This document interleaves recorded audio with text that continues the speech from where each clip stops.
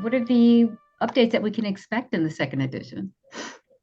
Yeah, in total we have 150 new pages in the second edition. Yeah.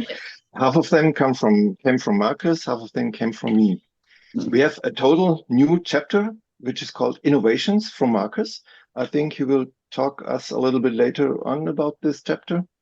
We have new sections in it.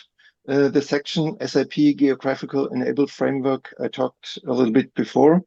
We have a new section Build Maintenance from Markus, as well as the section SAP Analytics Cloud from Markus. From my part, I had a usability comparison between SAP GUI and SAP Fiori. I have a comparison between the basic checklist version and the enhanced checklist version. I had a comparison between the phase-based work order cycle and the standard work order cycle. And we have a new section about the new lean services within the procurement service.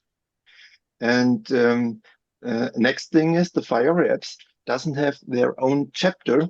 They are integrated directly into the text and show up where they make sense.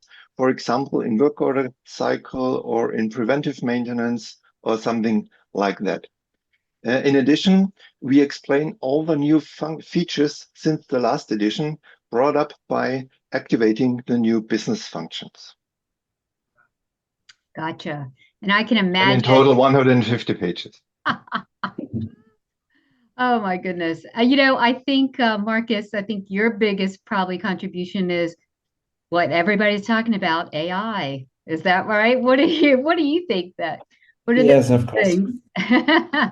Well, AI is one big topic coming up really right now. We have already some AI functions described in the book as well, but also other new chapters which are always changing, well, every few months, let's say, like mobile maintenance. Yeah. And for mobile maintenance, if you just look in marketing material of SAP, you see the products like mobile maintenance with asset manager. But I compared it also in the book with the web apps, with these Fiori apps.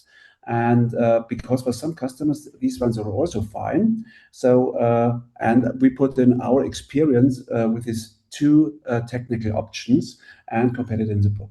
Furthermore, we are always facing questions about cross-company collaboration. So if you hand over a maintenance to a third party, we need a functionality. So some customers, they build up dashboards and so on, but I described also a product like it's called a business network asset collaboration, which exactly fills this gap. And furthermore, we have also a data-driven maintenance to collect a lot of sensor data.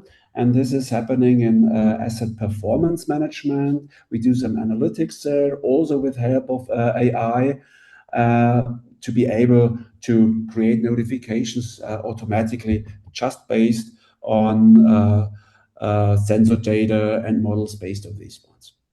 Yeah, and as you said, AI is also a very nice topic. You can write a lot about it, but it's changing every week.